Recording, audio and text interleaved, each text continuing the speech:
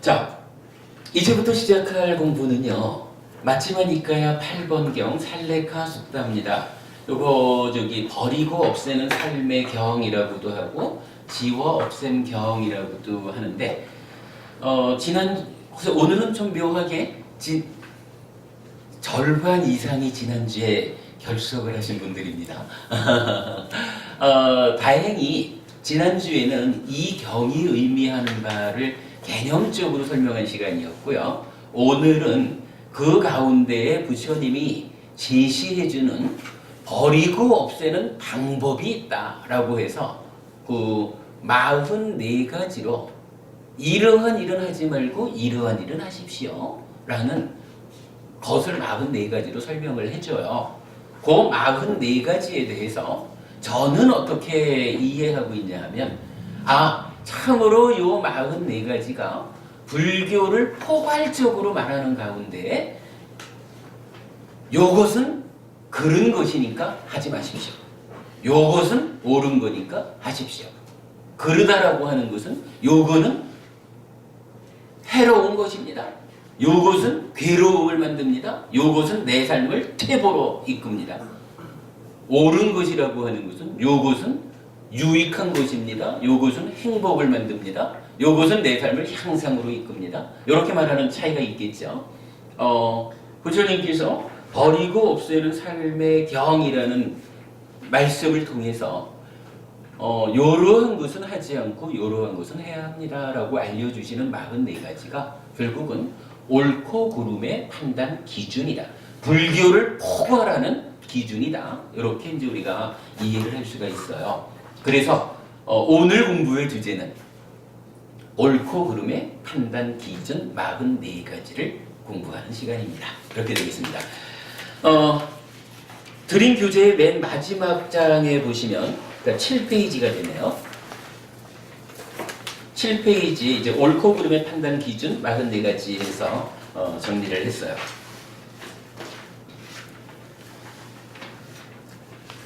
우선 그 앞에부터 좀 읽어보겠습니다. 1. 남들은 폭력을 쓰더라도 우리는 폭력을 쓰지 않을 것이다. 이 얘기가 뭔가요? 폭력을 쓰는 거는 그른 일이에요. 요거 괴로움을 만들고 해로운 거고 삶을 퇴보로 이끄는 거예요. 그런데 폭력을 쓰지 않는 것, 요거는 옳은 거예요. 행복을 만들고 유익한 것이고 삶을 향상으로 이끄는 거예요. 요 얘기죠. 그렇게 해가 44가지를 이제 같은 구성으로 설하고 있어요. 자, 두 번째는 남들은 살아있는 생명을 해치더라도 우리는 살아있는 생명을 해치지 않을 것이다. 3. 남들은 주지 않은 물건을 가지더라도 우리는 주지 않은 물건을 가지지 않을 것이다. 4. 남들은 청정범행을 지키지 않더라도 우리는 청정범행을 지킬 것이다. 5. 남들은 거짓되게 말하더라도 우리는 거짓되게 말하지 않을 것이다. 6. 남들은 이간질을 하더라도 우리는 이간질하지 않을 것이다. 7. 남들은 상스럽게 말하더라도 우리는 상스럽게 말하지 않을 것이다. 8. 남들은 잡담을 하더라도 우리는 잡담을 하지 않을 것이다. 9. 남들은 간탐하더라도 우리는 간탐하지 않을 것이다. 10. 남들은 분노하더라도 우리는 분노하지 않을 것이다. 11. 남들은 삿된 견해를 갖더라도 우리는 바른 견해를 가질 것이다. 이 11가지가 뭘 말하고 있죠? 네? 10악업. 근데 10악업은 10개인데 왜 11가지로 말하죠? 네? 배운 것 같은데 기억이 배웠죠? 네. 뭔가요, 성모부님? 11번에서 다 출발하는 것 같은데요. 11번에서 출발은 그렇죠. 이 얘기죠. 우리가 그 10악업을 말할 때 몸과 말과 만호의 행위를 구분해서 말하는데 그 중에 만호의 행위는 간탐, 진애, 사견이죠. 그런데 진애라고 하는 거, 요거 성낸다 하는 요거를 경전은 반드시 2가지로 말하고 있다 그랬죠. 진애라고 하는 것은 분노하는 마음과 폭력을 쓰려는 의도 두 가지를 포함해서 말하고 있다라고 설명하고 있죠. 그래서 제가 요거 놓치면 안 됩니다라고 말하는 거고, 요 자리에서 중요한 게 나타나잖아요. 요 분노하는 마음이라는 요 부분을 제어해서 성내지 않는 사람으로 가는 방법이 뭐예요? 요거 자애의 마음이잖아. 사랑자자. 그러니까 폭력을 쓰려는 의도, 요걸 바꿔가지고 성내지 않는 삶으로 가는 거가 뭐예요? 요거 슬플 비자를 쓰잖아요. 연민심이라고 하는 거. 그래서 자비라는 게 뭐예요? 진애라고 하는 한 가지가 분노와 폭력이라는 두 가지로 분리해서 설명되기 때문에, 나타나기 때문에 요 두 가지의 측면에 대응해가지고 10악업을 10선업으로 바꾸는 방법, 자비, 이렇게 나타난 거였죠. 자, 이렇게 보자는 겁니다. 일단 우리가 찢다를 원인으로 몸과 말과 만어로 행위를 하죠. 그런데 이 행위가 나의 내면에서 탐진치라는 게 일어나서 요 탐진치가 뭐 중간에 과정을 갖추고 찢다를 오염시키면 이 찢다가 뭐가 되나요? 가래라는 게 되죠. 그러니까 오염된 찢다죠. 그러면 오염된 찢다, 즉 가래가 몸과 말과 만으로 오염된 행위를 하는 것, 요거를 악업이라고 말하는 거죠. 요 악업은 어떤 결과를 가져오나요? 괴로움을 만들죠. 괴롭지 않으려면 요거 안 해야죠. 우리가 보통 어떻게 말하죠?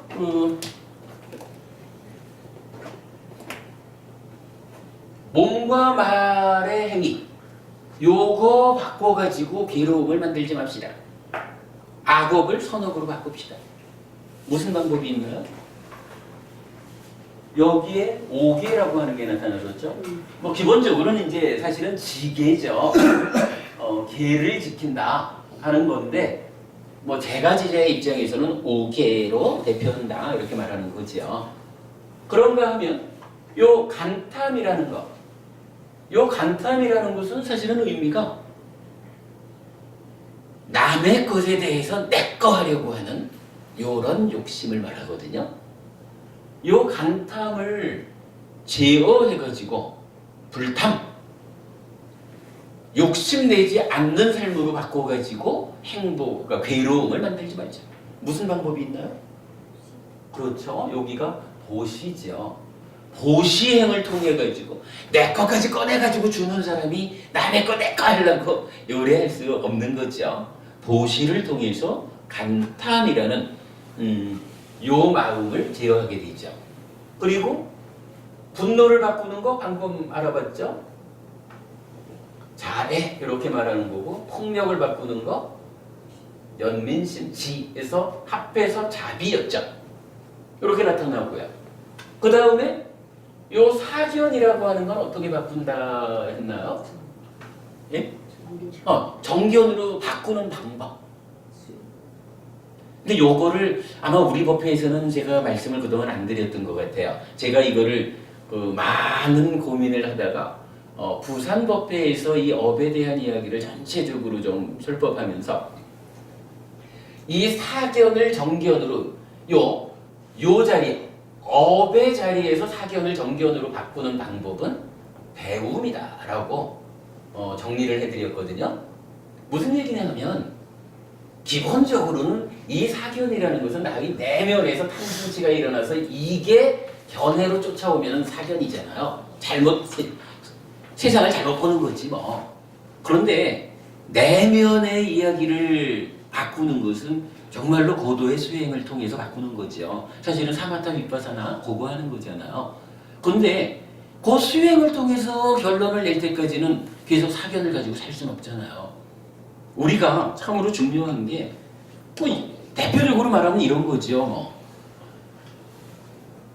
존재를 우리가 살아가면서 만나는 모든 대상들, 나까지를 포함해서 존재를 보는데 상나가정이라고 하는 오해 상태로 보면 어떻게 돼요? 그 상나가정이란 오해 위에서 뭐 탐진치, 상나가정이라고 잘못된 견해를 가지면 간탐과 진해해서 부럭 나가는 거죠. 괴로움을 만든단 말이죠. 그래서 최소한 수행을 통해서 내면의 이야기를 순서적으로 풀어내기 이전에라도 우리가 공부를 통해 가지고 우선은 부처님께서 알려주시기를 존재가 상나가정인 것으로 오해를 하면 그것으로 인해서 내 삶에 괴로움이 만들어진다. 부처님은 존재의 실상을 알려주셨는데 그거 무상고무하다. 그래서 무상고무하라고 하는 존재의 실상을 바로 알고 살아가면 삶의 괴로움이 직접 괴로움이 만들어지지는 않는다. 요거 우리가 배우는 거죠. 요 배운 힘에 의해 가지고 어떻게 해요? 견해가 내면의 이야기 덮어두고 그래도 표면적인 견해는 달라지잖아요. 견해가 좋아지면 견해가 씨앗이 돼가지고 좋은 싹을 틔우고 무럭무럭 자라나서 행복이란 열매를 맺습니다. 뭐 얼마 전에 우리가 한번 본 거죠. 그런 이야기가 되죠. 그래서 사견을 정견으로 바꾸는 것은 배운 뭐 대략 이렇게 이제 우리가 이해를 해볼 수가 있어요. 근데 이제 아무튼 이렇게 놓고 보면 지금 옳고 그름의 판단 기준 44가지 중에 처음 11가지가 나타난 것은 10업이라고 하는 것을 여기 나눠가지고 11하나로 11가지로 알려주셨구나. 그래서 요쪽 11가지는 일단은 그런 거요. 그죠? 그런 거니까 남들은 이러한 삶을 산다 해도 우리는 이러한 삶을 살지 않을 거예요. 10선업으로 살아갈 거예요. 요 얘기를 하는 거죠. 그러니까 첫 번째 11개. 요 11가지는 틀린 거고 요렇게 하지 않는 선업 11가지는 옳은 것이요. 라고 판단 기준을 주신 거예요. 그렇게 보면 되겠죠. 11가지. 근데 여기에서 우리가 한 가지 의문을 좀 가져봅시다. 요 설명에 의하면 순서가 지금 요 위에서부터 쭉 내려오는 거잖아요. 사견까지. 그런데 유독 여기서는 1번에다가 뭐를 꺼내놨냐 하면 요거를 1번으로 올려놓은 거예요. 그죠? 이건 왜 이렇다고 봐야 될까요? 이제 10업을 가지고 옳고 그름의 판단 기준으로 주셨다라고 하면 그냥 그 순서대로 설해지면 될 텐데 왜 폭력을 앞에다 끌어냈을까? 1번에다가 행위라서. 행위? 외적인 행위라서. 아니죠. 여기서 말하는 폭력은 외적으로 직접 때린다 이게 아니라 폭력을 쓰려는 의도를 말하는 거거든. 왜냐하면 만호의 행위 부분이잖아요. 여기서 폭력을 쓰려는 의도가 있으면 몸과 말이 폭력을 행사하는 거지. 그건 뭐 그렇게 보는 거죠. 아니 그 얘기가 뭐냐 하면 우리가 이렇게 말하는 거잖아요.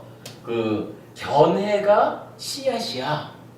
그러면 사견이라는 나쁜 씨앗이 뿌려지면 만호의 행위라고 하는 간탐진해 또는 간탐, 분노, 폭력 이렇게 말하는 상까빠라는 거죠. 요것이 나쁜 견해를 씨앗으로 나쁜 싹을 틔웠다. 이렇게 말하는 싹이 트는 영역이죠. 그리고 나면 이 나쁜 싹이 무럭무럭 나무로 자라나. 몸과 말의 행위가 나무에 비유되는 거죠. 무럭무럭 자라나서 그 결과로 괴로움이라는 열매를 맺어요. 여기 우리가 10업을 가지고 씨앗부터 열매까지 과정으로 우리가 그동안 좀 공부를 했죠. 업에 대한 중요한 이해죠. 그래서 이제 역으로 요거를 요런 방법으로 바꿔내면 정견이라는 좋은 씨앗을 뿌리면 불탐부진이라는 좋은 싹을 틔워가지고 몸과 말로 불살생 내지 불기어라고 하는 좋은 나무로 무럭무럭 자라나서 어떻게 해요? 행복이라고 하는 열매를 맺죠. 10학업과 10선업을 우리가 이렇게 이해하는 거죠. 아주 이건 업에 대한 이해 중에 이보다 멋진 비유가 없죠. 그 얘기를 하는 건데 그 가운데 왜 하필이면 요 폭력이라는 것을 일본으로 끌어냈을까 하는 얘기예요. 그냥 쉽게 생각하자고요. 오늘 우리가 이제 그 위라는 말을 분리도 있고 강조도 있고 그랬는데 여기서도 순서 있는 거를 뽑아가지고 앞에 갖다 놓으면 강조하는 거겠죠. 뭐 15억을 11가지로 표현을 했는데 그 중에 따지자면 그 중에 가장 위험한 거 우리 삶에서 괴로움을 만들어내는 좀 전에 법부님 말한 그 부분일 거예요. 이게 폭력적인 거기 때문에라고 말씀하신 거잖아요. 폭력을 일으키는 원동력이 되는 그놈이잖아요. 이게 바로 폭력을 쓰려는 의도라고 하는 요게. 그러니까 요 폭력이라는 요거를 제일 앞에다 끌어내놓고 뭐니 해도 우선적으로 불자라면 폭력적인 의도를 일으키지 않아야 된다. 폭력을 쓰는 것은 절대 하면 안 된다. 라고 요걸 강조해 주는 거죠. 다들 하겠죠? 우리가 여기에서 좀 재밌는 건 하나 보고 가자고요. 요 부분이 어떻게 되어 있어요? 분노, 폭력 해가지고 자, 비 이렇게 나왔거든요. 그러면 자, 비라는 것은 어떻게 연결이 되나요? 우리가 다 옛날에 공부를 한 거지만 이렇게 봐야 되죠. 자와 비라고 하는 것은 기본적으로 자라는 것은 다른 생명을 기쁘게 해주자, 즐겁게 행복하게 해주자 이거죠. 그런데 비라고 하는 것은 정반대죠. 다른 생명이 겪는 고통을, 괴로움을 겪고 있을 때 그 고통을 덜어주자라고 하는 이 마음이 연민심 이렇게 말하는 비죠. 그러면 제가 기억하실 거예요. 이런 비유를 들잖아. 현정법원님 사춘이 땅을 사면 어떻게 해요? 요즘 배 아프지. 이게 만약에 사춘이 땅을 샀는데 내 배가 아파 이러면 이런 사람이 다른 생명이 즐겁기를 바라는 자애의 마음을, 다른 생명의 고통을 덜어주려는 연민의 마음을, 자비심을 일으킬 수가 있냐고요. 아니 그렇잖아. 다른 사람이 행복해지면 내 배가 아픈데 어떻게 다른 사람을 행복하게 해주냐고, 고통을 덜어주냐고요. 시라고 하는 것이 나타나죠. 시가 뭐냐 하면은 요거 함께 기뻐하는 마음이거든. 더불어 기뻐함 이렇게 말하는 거거든요. 무슨 얘기냐면 어떤 사람들은 사춘이 땅을 사면 배가 아프지만 어떤 사람은 사춘이 땅을 사면 이야 잘됐다. 너 그렇게 열심히 살고 절약하면서 모범적으로 살더니 땅을 샀구나. 축하한다. 정말 기쁘다. 하고 다른 사람한테 좋은 일이 생긴 거를 같이 기뻐하는 거야. 네가 잘 되니까 내가 기뻐. 그러면 이런 마음을 가진 사람은요. 내가 기쁘기 위해서는 어떻게 해야 되냐 하면 남을 행복하게 해줘야 돼. 내가 기쁘기 위해서는 남의 고통을 덜어줘야 돼. 그렇지 않겠어요? 물론 이제 경제원에서는 요 시라는 말은 불쾌라고 하는 불쾌감을 제거하는 불쾌와 대응하는 말로 나와요. 근데 요거 이렇게 봐도 타당하죠? 사춘이 땅을 사니까 내 배가 아파. 이거 불쾌한 거지 뭐. 그런데 희심을 갖는다 라는 것은 사춘이 땅 사도 내가 기뻐. 불쾌가 쾌로 바뀌는 거죠. 그 의미로 보면 희라는 것은 이렇게 함께 기뻐한다 라는 말이에요. 그런데 자비라는 것은 어떻게 되나요? 자비, 희, 사 네 가지로 나타나는 건 우리가 다 아는 거잖아요. 그래서 요 사라는 것은 뭐냐 하면 평정이거든. 평정심. 그런데 경전에서는요. 요 사라는 것은 두 가지로 나타나요. 한쪽 측면에서는 탐을 제거하는 거로 나타나고 한쪽에서는 빠띠가를 제거하는 거로 나타나요. 근데 요 빠띠가가 뭐냐 하면 하여간 오늘 우리가 저기 수업 시간 전에 말씀 나눈 거지만 이게 저항이잖아. 성법은 우리 아까 빠띠가 샀냐? 그래서 공무변초에 가서 빠띠가 샀냐가 사라지는 거 이 얘기를 같이 봤잖아요. 빠띠가라고 하는 요게 평정심, 그러니까 평정을 닦으면서 사라지는 거로 나타나요. 달리 말하면 이 탐과 진 요거는 서로 그 저기 대응하는 거라 그랬죠. 무명 위에서 즐거운 느낌에 대해서는 탐이 일어나고 괴로운 느낌에 대해서는 진이 일어나고 요랬던 거였죠. 그러니까 사를 닦으면 사실은 탐과 진이 제거되는 요 측면으로 보면 되는 거죠. 그런데 이건 이렇게 나타나거든. 그러면 요 사, 평정이라는 것은 우리가 어떻게 할 수 있을까요? 이게요. 사자후의 큰 경일 거예요. 맞지마니까야 12번째 경이 될 거예요. 그 경에서는 부처님이 깨달음을 성취하기 이전에 그러니까 고행하던 시절이 있잖아요. 그 고행하던 시절의 그 이야기가 쭉 나타나면서 부처님이 그렇게 회상을 하는 거예요. 내가 이러하게 평정심을 닦았다 라고 말하는데 그 평정심을 닦은 정도가 어떤 정도냐 하면 이제 고행을 하던 상태니까 얼마나 힘들겠어요. 거기서 이제 들판에 탁 좀 이제 누워서 쉰다. 근데 아이들이 와가지고 내 몸에다가 오줌을 넣어. 그래도 부처님이 거기서 마음의 평정을 잃지 않았다는 거예요. 그건 이제 수행자 당시죠. 마음의 평정을 잃지 않았어. 달리 말하면 내 몸에 오줌을 넣는 그 아이들에게 뭐하는 짓이야! 이래가면서 저항하지 않았다는 거예요. 저항하지 않으니까 성내지 않게 된 거죠. 또 다르게는 같은 경우에서 나타나기가 아이들이 이제는 그 지쳐서 쓰러져 있는 그 수행자의 귀에다가 막대기를 집어. 이게 참을 수 있는 일이 아니잖아요. 그런데 수행자 곧다마의 평정심을 닦는 정도가 어느 정도냐 하면 그러한 일에 대해서도 저항하지 않았다는 거예요. 경전이 말해주기를. 그렇게 평정심을 닦는 거예요. 그러면 요 얘기 말이죠. 우리가 재밌는 걸 하나 보자는 거야. 사무량심을 닦는다라고 하는 요게 방금 비심에서 폭력을 말했잖아요. 그러면 비심을 닦아서 폭력을 제어하자라는 요거 우리가 보통 말하는 거로 비폭력을 말하는 거죠. 요게 비폭력이죠? 이 비폭력의 바닥에 뭐가 있어요? 평정심을 닦임에 의해서 저항하지 않은 요게 있잖아요. 요게 뭐예요? 요거 말하면 무저항이야.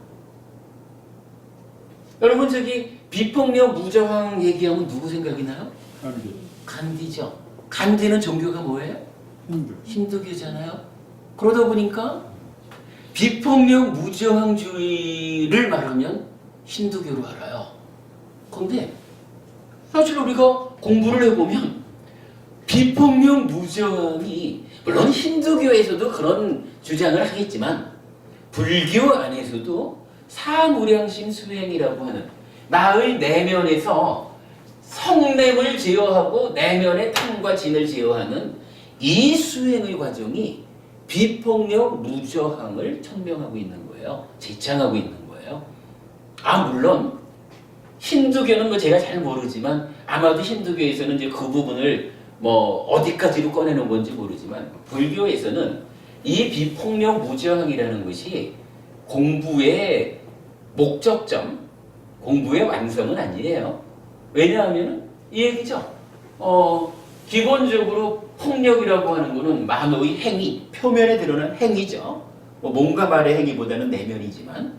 그런데 탐진이라고 하는 요거, 여기 이제 저항, 탐진이라고 하는 거는 아주 내면의 이야기이기는 하지만 사실은 그래도 요거는 추하는 것을 상의 개입하에 분별해서 안 결과로 생겨난 거죠. 그 중에 탐과 진의 영역을 무저항으로 지금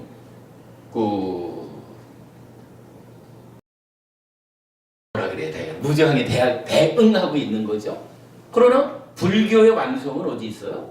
사실은 이 상이라고 하는 이 내면의 이야기에서 이 병듦을 치료하는, 그죠? 이 병듦을 치료해가지고 내면의 경향성 자체가 존재의 실상인 무상고 무아대로 100% 바뀌는 완전한 치유, 여기로 가죠. 그러니까 불교는 완성을 사념초 사마타 윗바사나에 의한 이 자리의 완성까지를 가는 거고, 그 표면에서 사무량심이라는 수행이 그 비폭력 무저항이라는 요 부분을 표명하는 요것을 이제 우리가 볼 수 있죠. 그러니까 저는 이제 여기에서 그 얘기를 하려는 거예요. 그 보통은 내가 세계적으로 비폭력 무저항이라는 이 사상이 참으로 간디에 의해서 실천된 위대한 사상 이렇게 말하는 거잖아요. 근데 이거를 그냥 간디에 의해서 대중적으로 알려졌다 그래서 힌두교 사상인 것으로 넘겨줄 수는 없지 않느냐. 불교 교리가 이미 이 이야기를 뭐 아주 쉽잖아요. 우리가 요거 그저 불교 교리에서 이거를 알아내는 일은 어려운 일도 아니잖아요. 요 이야기를 이것이 참으로 우리 삶의 형성을 위해서 필요한 것이라 그러면 이거를 왜 힌두교에 넘겨주냐고요. 힌두교는 힌두교대로 이러한 일을 하더라도 불교도 비폭력 무저항주의를 표방하고 있다. 그러나 완성은 더 밑에 가서 이 내면의 병듦을 해결한다. 달리 말하면 이제 나라고 하는 존재, 자기 존재가 소멸돼. 그러니까 나라는 자아의식을 완전히 소멸시킴에 의해서 나라고 하는 자아의식이 없어지면 저항할 것도 폭력을 쓸 것도 당연히 없겠죠. 네, 그런 아주 근원을 해결하는 데까지 불교는 가고 있다. 이런 측면 놓치지 않는 가운데 비폭력 무저항주의가 불교의 사상이다라는 것을 우리가 알고 가야 되겠다라는 부분이에요. 그래서 저는 이렇게 보는 거예요. 10업을 11가지로 나타나는 가운데 왜 폭력이라는 것을 10번째 자리에 놓지 않고 첫 번째 자리로 뽑아냈을까라고 할 때 이런 부분, 참으로 폭력이라는 것, 폭력을 쓰려는 의도라는 것이 얼마나 우리 삶에 해로운 것인가. 그래서 그 부분을 강조했다. 그리고 그것은 이렇게 사무량심이라는 이 가르침에 의해서 비폭력 무저항주의를 표방하는 불교의 한 측면. 다시 말하면 그러겠죠. 윗바사나를 통해서 내면의 병듦을 치유하는 것은 나를 내면적으로 나를 성숙시키는 일이라면 비폭력 무저항이라고 하는 이것은 관계를 성숙하는 일. 그래서 이제 제가 가끔 말하는 거지만 우리 삶의 형상이라는 것은 두 가지 측면이 있다. 내면의 형상과 내적 성숙과 관계의 성숙이라는 두 가지 측면에서 이해해야 한다. 이렇게 말하는 부분이 여기에서 적용되는 이야기죠. 자, 일단 그러면 요 11가지에 대해서는 비폭력 무저항까지를 설명한 것으로 해서 넘어가겠습니다. 이 부분에 혹시 질문하실 게 있으실까요? 넘어갈까요? 네, 그럼 요 자리에서 한 10분 쉬었다가 이어지는 이야기로 들어가겠습니다. 잠시 쉬겠습니다. 사진 찍으시려면 요거까지 같이 찍으셔야 10분 쉬는 동안 안 치울게.